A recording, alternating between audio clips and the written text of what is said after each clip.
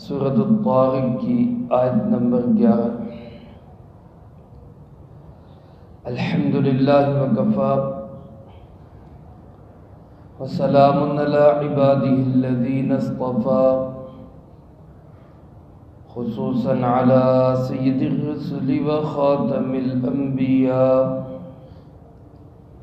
وعلى آلہ واصحابہ الاتقیاء۔ اما بعد فاعوذ باللہ من الشیطان الرجیم، بسم اللہ الرحمن الرحیم۔ والسماء ذات الرجع والارض ذات الصدع انه لقول فصل وما هو بالهزل انهم يكيدون كيدا وأكيد كيدا فمهل الكافرين أمهلهم رويدا۔ والسماء ذات الرجع،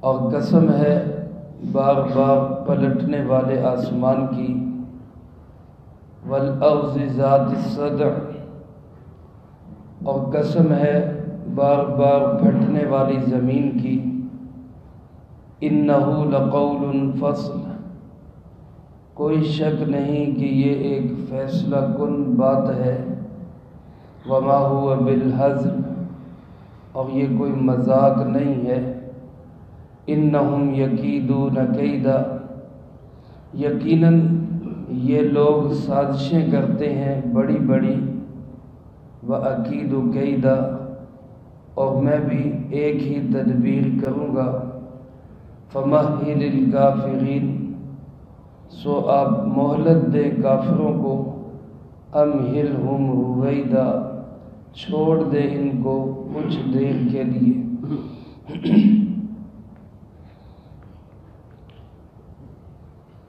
اس سے پہلے سورۃ طارق کے ابتدائی حصے میں اللہ رب العالمین نے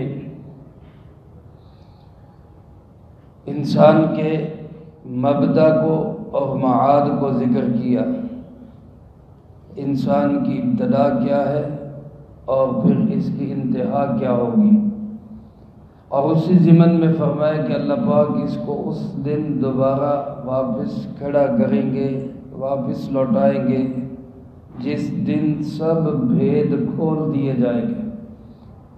حضرت عبداللہ ابن عمر رضی اللہ تعالیٰ عنہ ارشاد فرماتے ہیں کہ قیامت کے دن ہر انسان کا اچھا یا برا عمل وہ سامنے نظر آئے گا۔ اچھا عمل اس کے چہرے کی زینت اور رونق کی شکل میں نظر آئے گا، اور برا عمل اس کے چہرے پہ ظلمت اور سیاہی کی صورت میں نظر آئے گا۔ اللہ پاک ہم سب کے چہروں کو وہاں روشن اور چمکدار بنائے۔ اس کے بعد اللہ رب العالمین نے دو قسمیں اٹھا کر قرآن کریم کی سچائی اور حقانیت کو بیان فرمایا، اور دونوں قسموں کی قرآن کریم کے ساتھ، اس کے علوم و معارف کے ساتھ بڑی گہری مناسبت اور بڑا گہرا تعلق ہے۔ پہلی قسم اللہ پاک نے اٹھائی، فرمایا والسماء ذات الرجع، قسم ہے اس آسمان کی جو بار بار پلٹنے والا ہے۔ علماء فرماتے کہ اس سے مراد یہ کہ ایک دفعہ موسلا دھار بارش ہونے کے بعد پھر رک جاتی ہے، پھر دوبارہ بارش ہوتی ہے، پھر وقفہ آ جاتا ہے، پھر بارش ہوتی ہے۔ تو اس آسمان کی قسم اٹھائی جا رہی ہے جس آسمان سے مسلسل پے در پے بارش برستی رہتی ہے، اور دوسری قسم اٹھائی، فرمایا والارض ذات الصدع، اس زمین کی قسم جو بار بار پھٹنے والی، یعنی انسان زمین کے اندر بیج بوتا ہے، پودا لگاتا ہے، محنت کرتا ہے، ہل چلاتا ہے، پانی لگاتا ہے، تو ننھی سی کومپل، باریک سی سوئی وہ زمین کا سینہ چیر کر بار بار باہر نکل آتی، پودے سے درخت بنتا ہے، درخت سے وہ ایک مضبوط اور تناور سایہ دار جگہ بن جاتی ہے۔ یہ بار بار کا یہ جو نظام ہے زمین اور آسمان کا، اس کی قسم اٹھا کے اللہ پاک فرماتے ہیں کہ اِنَّهُ لَقَوْلٌ فَصْلٌ وَمَا هُوَ بِالْهَزْلِ، یہ قرآن کریم ایک فیصلہ کن بات ہے، یہ کوئی مذاق نہیں ہے، یہ کوئی کھیل تماشا نہیں ہے۔ علماء فرماتے ہیں کہ ان قسموں کی قرآن کریم کے ساتھ مناسبت یوں ہے کہ جیسے آسمان سے بارش برستی ہے تو سب کے لیے برستی ہے، پوری زمین کے لیے برستی ہے۔ اس زمین کے اندر باغ بھی ہیں، اس زمین کے اندر چٹیل پتھر اور چٹانیں بھی ہیں، اور اس زمین کے اندر روڑی اور کوڑا اور گندی زمین بھی ہے۔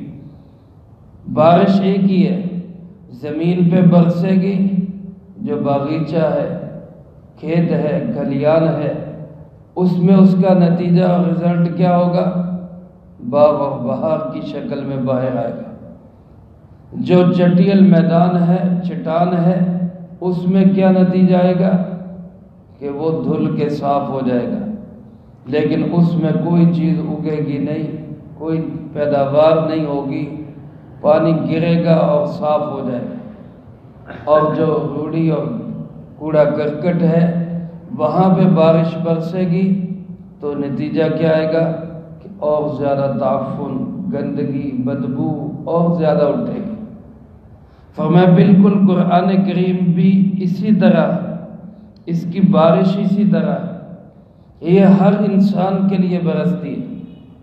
آگے کچھ انسانوں کے دلوں کی زمین زرخیز ہے، وہ قرآن کی اس بارش کو دل میں سموتے ہیں اور پھر اپنی زمین سے نماز کی شکل میں، قرآن پاک کی تلاوت کی شکل میں، ذکر اور اذکار کی شکل میں، اچھے اخلاق کی شکل میں، ایثار اور ہمدردی، مربت و مودت اور محبت کی شکل میں اچھے اچھے پھل پیدا کرتے ہیں۔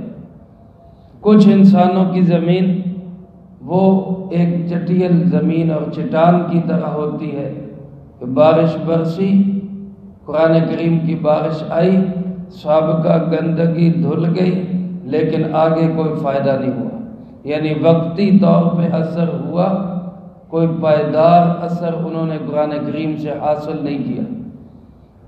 یہ بھی انسان کسی حد تک غنیمت ہے، لیکن ایک تیسری قسم انسانوں کی ایسی ہے کہ جب قرآن کریم اترتا ہے ان کے دل کی زمین کوڑا کرکٹ ہے، ان کے دل کی زمین گندگی ہے، روڑی ہے۔ قرآن کریم اترتا ہے تو دل میں بجائے باغ و بہار کے اور زیادہ تعفن اور گندگی پیدا ہو جاتی، اور زیادہ ان کے دلوں کے اندر کفر، ضلالت، گمراہی، انکار، تکبر، اس جیسے جھاڑ پھونٹ اور کانٹے اور جھاڑیاں سے نکلنا شروع ہو جاتی ہیں۔ میرے محترم دوستو، جناب محمد کریم خاتم النبیین صلی اللہ علیہ وسلم نے اللہ کا قرآن سب انسانوں کو یکساں سنایا، لیکن کہیں قرآن سن کر ابو بکر بنے ہیں اور کہیں قرآن سن کر ابو جہل بنے ہیں۔ کسی نے قرآن سنا تو عمر ابن الخطاب کی شکل میں فاروق اعظم بن گئے، اور کسی نے قرآن سنا تو عتبہ شیبہ کی شکل میں ہمیشہ کے لیے لعنتی اور جہنمی بن گئے۔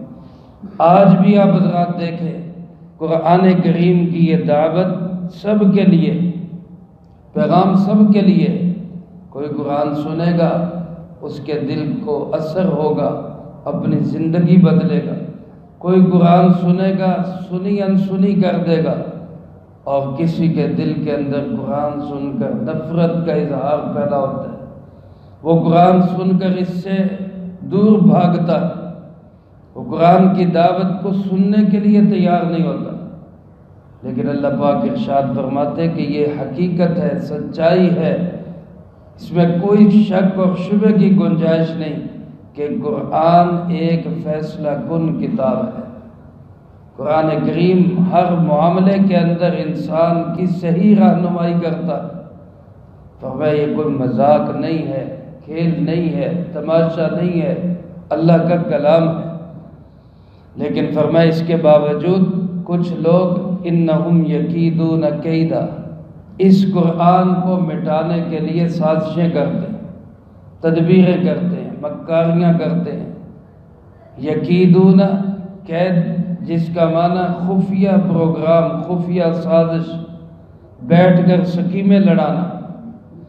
اب کچھ لوگ صرف اسی کام پہ لگے ہوئے کہ کوئی طریقہ بنے اور قرآن کی آواز کو دبا دیا جائے، کبھی مدارس کے پیچھے، کبھی علماء کے پیچھے، کبھی دینی جماعتوں کے پیچھے، کبھی جو ہے وہ مراکز کی شکل میں ان کو ختم کرنے کے در پہ مستقل ٹارگٹ یہ دیے جاتے ہیں کہ قرآن کریم کی تعلیم کو کسی طرح سے دنیا سے ختم کیا جائے۔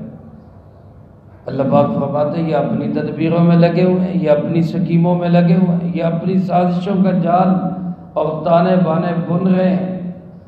لیکن وَأَكِيدُ كَيْدًا، میں بھی ایک تدبیر کر رہا ہوں۔ اللہ کی ذات فرماتے میری بھی ایک تدبیر ہے، میرا بھی ایک فیصلہ ہے۔ اللہ رب العالمین بھی ان کی مکاریوں سازشوں کے مقابلے میں اپنی ایک سکیم چلاتے ہیں، اور ہمیشہ سکیم کامیاب کس کی ہوتی ہے؟ اللہ کی کامیاب۔ اور میں ان کو کرنے دیں، اے میرے محبوب صلی اللہ علیہ وسلم، یہ جو بھی زور لگاتے ہیں ان کو لگانے دیں۔ مشرکین عرب نے سب سے پہلے اس آواز کو دبانے کی کوشش کی، اس قرآن کو روکنے کی کوشش کی، شور مچاتے، کہتے کہ لا تسمعوا لهذا القرآن والغوا فیہ، اس قرآن کو نہ سنو، بلکہ جب یہ قرآن پڑھا جا رہا ہو تو شور مچاؤ تاکہ کسی کے کانوں میں بھی اس کی آواز نہ پڑے۔ لوگوں کو لالچ دیتے کہ تم نے حضرت محمد صلی اللہ علیہ وسلم سے ملنا ہی نہیں، ان سے ملاقات ہی نہیں کرنی۔ ابو طفیل دوسی رضی اللہ تعالیٰ عنہ قبیلہ دوس کے سردار تھے۔ یہ جب ملاقات کرنے کے لیے آئے سرکار دو عالم صلی اللہ علیہ وسلم سے، تو ابو جہل نے سردار ہونے کے ناطے ان کو لیا، خدمت مدارت کی، کھانے کھلائے، میزبانی کی، اور ان کو اس انداز سے اپنے گویا کہ چکنی چپڑی باتوں کے اندر اس نے لپیٹا کہ تم طواف کرو اور واپس چلے جاؤ، اس سے ملاقات نہ کرو۔ ابو طفیل دوسی رضی اللہ تعالیٰ عنہ کانوں میں روئی ٹھونس کے طواف کر رہے کہ کہیں حضرت محمد صلی اللہ علیہ وسلم کی آواز میرے کانوں میں نہ پڑ جائے۔ لیکن جب اللہ کی طرف سے ہدایت کے فیصلے ہوں تو پھر اللہ اسباب خود بنا دیتے۔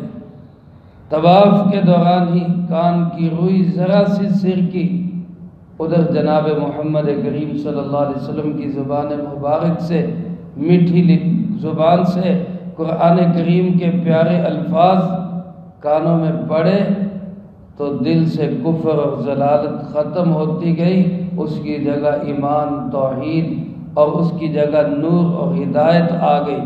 فوراً حاضر خدمت ہوئے اور کلمہ پڑھ کے صحابی رسول بن۔ اسی طرح ایک شخص جس کو بہت بڑا شاعر تھا، عبداللہ سنابحی اس کا نام، عرب کے لوگ اس کو عرب کا باجا کہتے تھے، عرب کا باجا۔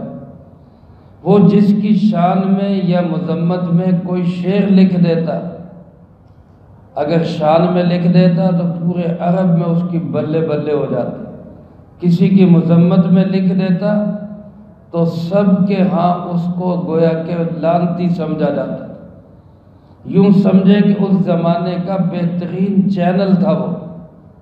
آج کل میڈیا چینل ہے، جس کو دل کرے وہ سونا بنا دے، جس کو دل کرے راکھ بنا دے، میڈیا کی آواز ہے، جس کو دل کرتا ہے وہ آسمان پہ چڑھا دیتا ہے، اور جس کو دل کرتا ہے زمین پہ گرا دیتے ہیں۔ اور اکثر علماء کے متعلق یہ ان لوگوں کا معیار دوہرا ہی ہوتا ہے، علماء کو گرانے کی کوشش کرتے ہیں اور کنجر خانے کو اوپر چڑھانے کی کوشش کرتے ہیں۔ اکثر ان کا معیار یہی ہے۔ تو بہرحال اس زمانے کے اندر یہ باجا سمجھا جاتا تھا، عرب کا باجا۔ اس کا خیال ہوا کہ میں جا کے جناب محمد کریم صلی اللہ علیہ وسلم سے ملاقات تو کروں، سنوں تو صحیح کہ وہ کیا کہتے ہیں۔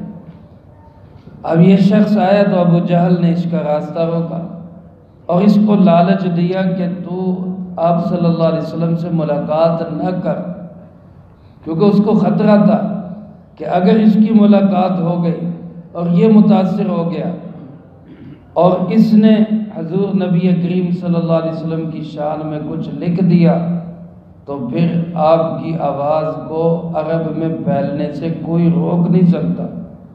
حالانکہ وہ ظالم یہ نہیں جانتا تھا کہ آپ کی آواز تو کسی کے روکنے روک ہی نہیں سکے گی۔ حق کا پیغام بھی کبھی روکا ہے کسی کے روک، لیکن یہ شخص اس کے لالچ میں آ گیا۔